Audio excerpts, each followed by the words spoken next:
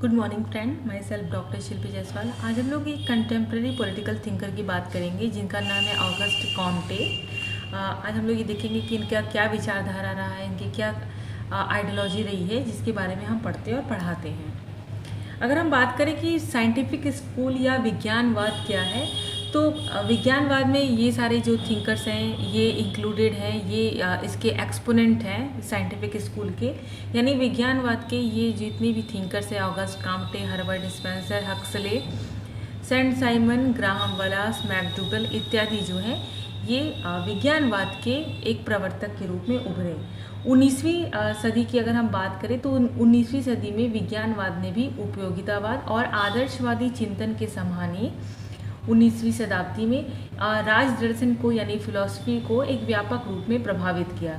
यहाँ विज्ञानवाद से अभिप्राय है कि वैज्ञानिक विचार पद्धति, इट्स मीन जो साइंटिफिक जो आइडियोलॉजी है, साइंटिफिक जो मेथड है, वो न होकर जीव विज्ञान संबंधी विचारधाराओं से है, जिनका प्रतिनिधित्व Saint Simon, Auguste Comte, Bagehot, Herbert Spencer, Graham Wallas, Huxley, McDougall इत्यादि विचारक करते हैं।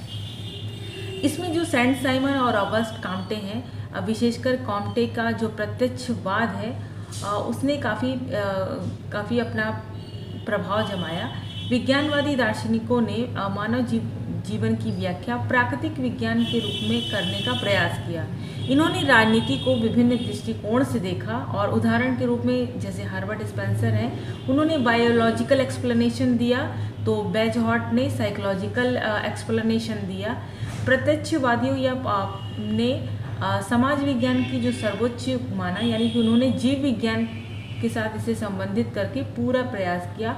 और कॉम्टे ने एक प्रकार से जो सोशल साइंस है, जो पूरा सामाजिक विज्ञान है, उसको एक शरीर मान लिया और रसायन, भौतिक और जो जीव विज्ञान है, इसी ज्ञान का एक अंग बताया। प्रत्यक्षवादियों ने ये विश्वास प्रकट किया कि गणितीय शुद्धता के भांति हम पहले से ही ज्ञात कर सकते हैं कि विशिष्ट स्थितियों में समाज का विकास कैसे होगा। कॉम्टे का ये विश्वास था कि तथ्यों की प्रकृति समझने पर वैज्ञानिक नियमों की भांति सामाजिक विज्ञान के नियम भी निर्धारित किए जा सकते हैं। यहाँ पर जो कॉम्टे हैं, उन्होंने ये माना कि विज्ञानवाद जो है वो मानव मूल्यों के प्रति एक लक्ष्य की भांति है, और ये लक्ष्य जो है वो राजनीति में लेकर प्रविष्ट हुआ। और यहाँ पर उन्होंने ये भी कहा कि यहाँ ये ठीक है कि मनुष्य एक प्राणी ही नहीं, एक नैतिक मानव है, अतः प्राकृतिक विज्ञान के नियमों को राजनीतिक घटनाओं के अध्ययन में ठीक प्रयुक्त नहीं किया जा सकता। यहाँ पर इसका जो साइंटिफिक स्कूल है या जो विज्ञानवाद है, इसको हम इस तरीके से क्रिटिसाइज़ कर सकते हैं या इसका हम डीमेरिट बता सकते हैं कि उन्होंने जो मानव मूल्य है, जो वैल्यूज़ हैं, उसके प्रति उदासीनता प्रकट की। यहाँ पर हम जो है ऑगस्ट कॉम्टे के जो पॉजिटिविज़म है, यानी कि जो प्रत्यक्षवाद है, उसके बारे में चर्चा करेंगे। अगर हम बात करें तो ऑगस्ट कॉम्टे जो है वो he is the founder of positivism, यानी कि ये प्रत्यक्षवाद के प्रतिपादक थे, समर्थक थे। कॉम्टे की ये कुछ महत्वपूर्ण पुस्तकें हैं जो कि बहुत महत्वपूर्ण हैं, जिसमें उन्होंने अपने पूरी विचारधाराओं का जो एक समावेश किया। कॉम्टे की अगर बात करें तो ऑगस्ट कॉम्टे का अगर हम जीवनी की बात करें कि उनके जीवन काल में क्या हुआ या उनका जीवन परिचय कैसे था, तो एक प्रत्यक्षवादी या पॉजिटिविस्ट के विचारक के रूप में ऑगस्ट कॉम्टे का जो जन्म है वो फ्रांस में होता है। 1814 से 1816 तक वो इकोल पॉलिटेक्निक में शिक्षा प्राप्त करते हैं, लेकिन फिर उनके बाद वहाँ से उनको निकाल दिया जाता है। वास्तव में कॉम्टे का जो स्वभाव था, जो नेचर था, वो इतना विलक्षण था कि इसके कारण उसे अपने जीवन में दुख है वो भोगने पड़े। वो काफ़ी हठी प्रवृत्ति का था और महत्वपूर्ण कार्यों और विचारों में किसी के साथ भी समझौता नहीं करता था। ऑगस्ट कॉम्टे ने पॉलिटेक्निक छोड़ने के कई वर्ष बाद सेंट साइमन के सेक्रेटरी के रूप में काम किया, लेकिन यहाँ पर वो जो कॉम्टे उनसे प्रभावित तो होता है, लेकिन उनसे भी उनकी नहीं बनती है। कॉम्टे में कुछ ऐसी प्रतिभाएं थी जिनका सेंट साइमन में अभाव था। सेंट साइमन से इनका जो संबंध है वो विच्छेद हो जाता है। इसके बाद कॉम्टे जो है अपना एक स्वतंत्र जीवन प्रारंभ करते हैं। फिर इन्होंने तत्कालीन जो दूषित राज व्यवस्था थी उसका पूरा सावधानी से उन्होंने एक्सप्लेनेशन किया, एनालिसिस किया, और उसके बाद उन्होंने अपने बहुमूल्य सुझाव दिए, जिसमें से एक एक करके अधिकांश फ्रांसीसी जो गवर्नमेंट है उन्होंने स्वीकार किया। कॉम्टे ने अपनी बहुत सारी पुस्तकों में मानव समाज के जो सिद्धांत है उसको अपने ढंग से खोज की, और जो ह्यूमन हिस्ट्री है उसको एनालिसिस करके उसका एक साइंटिफिक एक्सप्लेनेशन जो है वह प्रस्तुत करने का प्रयास किया। कॉम्टे का युग जो है वो विज्ञान के विभिन्न क्षेत्रों के में विकास का युग था। उस समय औद्योगिक क्रांति के फलस्वरूप जीवन और समाज का ढांचा बदल रहा था और औद्योगिक वर्ग वैज्ञानिक शोधों को अत्यधिक प्रोत्साहन दे रहे थे। यहाँ पर कॉम्टे को ये क्षोभ होता था कि औद्योगिक और वैज्ञानिक प्रगति के इस युग में भी फ्रांस की जो राजनीति है वो उसके अकॉर्डिंग नहीं चल रही है। कॉम्टे ने औद्योगिक प्रगति और वैज्ञानिक जो क्रांति थी उसके प्रति वो बहुत अधिक आशावादी था। यहाँ पर अगर हम बात करें कि जो कॉम्टे हैं उन्होंने अपना जो फिलॉसफी दी, जो उनका जो राजनीतिक विचार है उसमें से एक जो है वो ये है कि philosophy of positivism of Comte, यानी कि कॉम्टे का जो प्रत्यक्षवाद का जो दर्शन है वो क्या है। कॉम्टे ने के बारे में एक महत्वपूर्ण बात यह है कि वह कुल मिलाकर एक सुधारक था और तकनीकी अर्थ में एक विद्वान। कॉम्टे के लिए ज्ञान तभी सार्थक था जब हम उसे अपने जीवन व्यवहार में लागू किया जा सके। कॉम्टे का ये विश्वास था कि उसने मानव समाज के सिद्धांतों या नियमों को खोज निकाला है और इस सिद्धांतों के क्रियान्वित होने पर जो ह्यूमन एक्टिविटीज़ हैं, जो मानव गतिविधियां हैं, उसका हम एक साइंटिफिक रूप से हम एनालिसिस कर सकते हैं, उसका नियमन कर सकते हैं। कॉम्टे ने प्रत्यक्षवाद को सार रूप में समाज का एक वैज्ञानिक ढंग से निश्चयात्मक वैज्ञानिक कहा जा सकता है। कोई भी वस्तु प्रत्यक्ष या यथार्थ तब होती है, यानी कि अगर हम प्रत्यक्षवाद को एक सरल शब्दों में जाने तो कोई भी वस्तु प्रत्यक्ष या यथार्थ तभी होती है जब हम उसे अपनी इंद्रिय ज्ञान द्वारा सिद्ध किया जा सके, यानी कि जिसे हम देख सकें, सुन सकें या अनुभव कर सकें। तो किसी भी वैज्ञानिक सत्य की जो बात है वो तभी सिद्ध की जा सकती है जब उसका प्रयोग किया जा सके और उसे प्रमाणित किया जा सके, उसे प्रूफ किया जा सके।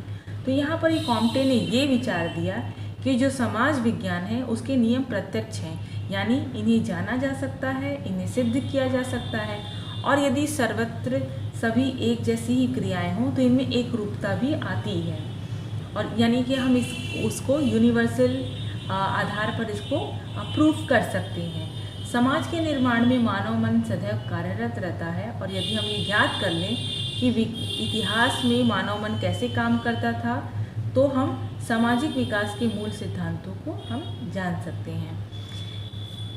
कॉम्टे ने ये बताया कि जो समाज का जो विकास होता है वो कैसे होता है, या मानव जो बुद्धि होती है उसका विकास किस तरीके से होता है, और मानव बुद्धि के आधार पर ही जो समाज है, जो सोसाइटी है, वह डेवलप होती रहती है। यहाँ पर जो कॉम्टे है वो ये कहते हैं कि सोसाइटी के 3 स्टेजेस हैं, यानी कि ये जो लॉ है, ये जो नियम है, वो 3 आधार पर आगे बढ़ती रहती है। यानी कि जो समाज है वो 3 अवस्थाओं में हम देख सकते हैं। तो पहला अवस्था है धार्मिक या काल्पनिक अवस्था, जिसको थियोलॉजिकल स्टेज कहते हैं। दूसरा है तत्व दार्शनिक या भावात्मक अवस्था, जिसे कि हम मेटाफिजिकल कहते हैं। और तीसरा है वैज्ञानिक या साकारवादी अवस्था, जिसे कि पॉजिटिव स्टेज भी कहते हैं। तो यानी कि यहाँ पे जो कॉम्टे हैं वो ये कहते हैं कि सोसाइटी जो है, अगर हम स्टार्टिंग से देखें, अगर इतिहास उठाकर देखें तो इन्हीं तीनों अवस्थाओं से गुजरती है। और यहाँ पर वो ये कहते हैं कि समाज का जो विकास होता है चूँकि मानव बुद्धि के अनुसार होता है, इसलिए स्वाभाविक है कि मानव बुद्धि की तरह मानव विकास की भी 3 अवस्थाएं होती हैं। तो यहाँ पर हम एक एक करके इन तीनों के बारे में एक विश्लेषण करेंगे। तो पहले में जो थियोलॉजिकल या धार्मिक जो स्टेज उन्होंने बताया, तो यहाँ पर कॉम्टे कहते हैं कि प्रथम अवस्था जो है वो मानव बुद्धि का प्रारंभ है, और जो थर्ड है वहाँ पर मानव बुद्धि जो है वो पूरी तरीके से डेवलप हो चुकी है। तो यानी कि फर्स्ट जो स्टेज है वो स्टार्टिंग है, और थर्ड तक आते आते जो ह्यूमन जो माइंड है, जो मानव बुद्धि है, वो पूरी तरीके से डेवलप हो चुकी है।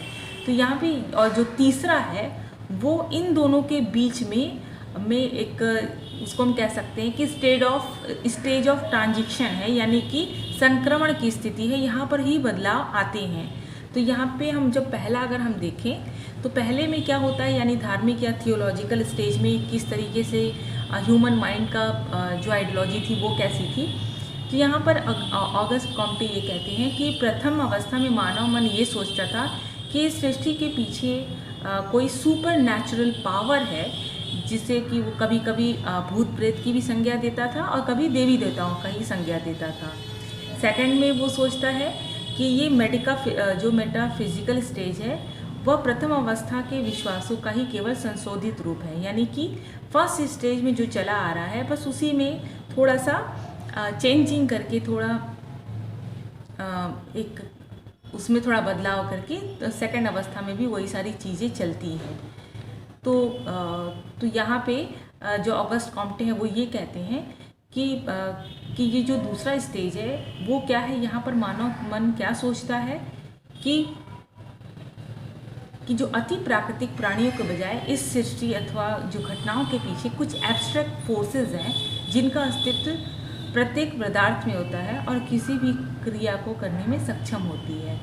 तीसरा जो है ऑगस्ट कॉम्टे कहते हैं वैज्ञानिक या प्रत्यक्ष अवस्था। यहाँ पर ये कहते हैं कि मानव मन का जो सृष्टि का जो विकास है, जगत का जो निर्माण है इत्यादि जो है ये विवेक पर या रीजनिंग पर के आधार पर सोचता है। यहाँ पर वह तर्क देता है, यहाँ पर वो रीज़न देता है, यहाँ पर वह वाद विवाद करता है और उसके बाद ऑब्जर्वेशन के थ्रू अपने किसी भी परिणाम के बारे में अगर वो डिक्लेयर करता है तो पहले वह एक साइंटिफिक सिस्टम से सोचने के बाद या करने के बाद तब वो रिजल्ट देता है। यहाँ पर कॉम्टे जो है वह वैज्ञानिक या साकारवादी या जो पॉजिटिव स्टेज है उसके बारे में बताते हुए कहते हैं कि जो समाज की समूची गतिविधि है वो उत्पादन वृद्धि की दिशा में संचालित होती है।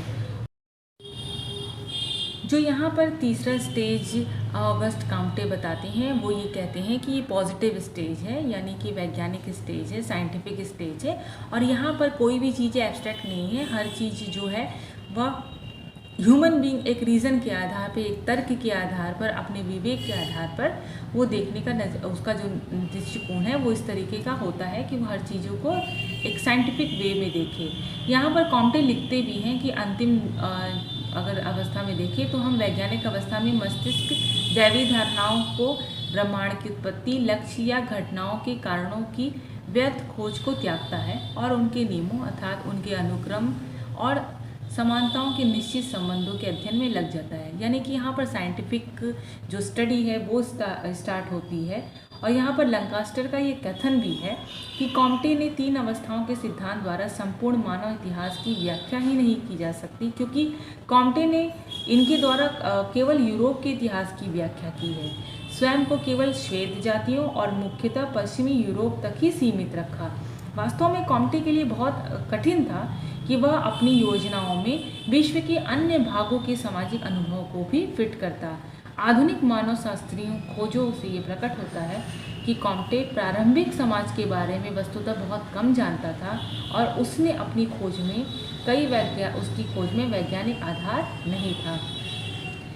कॉम्टे ने मानव विकास के इतिहास की जो अपनी व्याख्या दी उसमें उसने पॉजिटिविज्म या प्रत्यक्षवाद का संज्ञा देता है और अपनी समझ और कल्पना के अनुसार ही उन नियमों, शक्तियों और अवस्थाओं को प्रस्तुत करता है जिससे होकर मानव जो है वो विकास की ओर आगे बढ़ता है।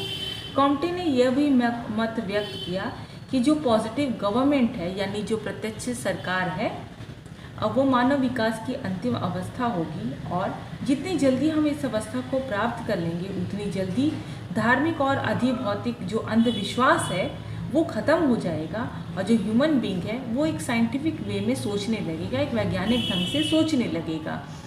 कॉम्टे ने ये भी उपाय सुझाया है कि इनके द्वारा इस अवस्था को शीघ्र प्राप्त किया जा सकता है। कॉम्टे का ये कहना था कि यद्यपि विकास की तीनों अवस्थाएं अवश्य हैं, यद्यपि मनुष्य अपने प्रयासों से उनके जो समय है उसको कम कर सकता है। कॉम्टे का जो ये विचार है वो मनुष्य को विकास का नियंता बना देता है, यानी कि यहाँ पर जो लास्ट उसका स्टेज था, इस आधार पर अगर हम कहें तो साइंटिफिक स्टेज में अधिक से अधिक जो ह्यूमन बीइंग है वो एक पॉजिटिव सोच की ओर आगे बढ़ता है, और यहाँ पर वो साइंटिफिक जो स्टडी करता है उसके आधार पर वो सोसाइटी में अपना एक पॉजिटिव रिस्पांस दे सकता है। अगर हम पॉजिटिविज्म की को क्रिटिसाइज़ करें या प्रत्यक्षवाद की अगर हम आलोचना करें तो हम ये कह सकते हैं कि बहुत सारे विद्वानों ने जो ऑगस्ट कॉम्टे के इस राजनीतिक जो विचारधारा है उसको क्रिटिसाइज़ किया। मैक्स वेबर, वियना सर्किल, बहुत सारे लोगों ने इसको क्रिटिसाइज़ किया, और इन विद्वानों को ही नव प्रत्यक्षवादी या तार्किक प्रत्यक्षवादी कहा जाता है। मैक्स वेबर ने ये कहा कि विज्ञान हमें इस बात का उत्तर नहीं देता है कि हमें क्या करना चाहिए और किस प्रकार का जीवन जीना चाहिए। शैक्षिक ज्ञान हमें सृष्टि के अभिप्राय की व्याख्या करने में कोई मदद नहीं करता, इसलिए इसके बारे में परस्पर विरोधी बातों में सामंजस्य कायम नहीं किया जा सकता।